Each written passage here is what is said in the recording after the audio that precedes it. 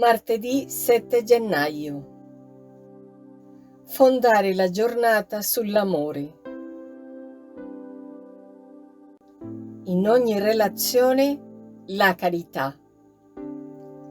È necessario tradurre in carità, trasformare in carità i vari contatti che abbiamo con il prossimo durante la giornata.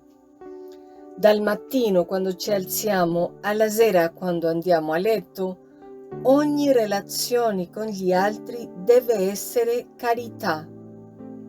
In chiesa, a casa, in ufficio, a scuola, per strada dobbiamo trovare diverse occasioni per vivere la carità. È nostro compito insegnare, istruire, governare, nutrire, vestire, occuparci dei parenti o servire i clienti, fare commissioni? Dobbiamo fare tutto per Gesù nei nostri fratelli, senza trascurare nessuno, anzi, essendo i primi ad amare tutti. È una ginnastica che dobbiamo fare tutto il giorno, ma ne vale la pena. Ne vale la pena perché in questo modo avanziamo nell'amore di Dio. Chiara Lubich, L'arte di amare, Città Nuova Editrice.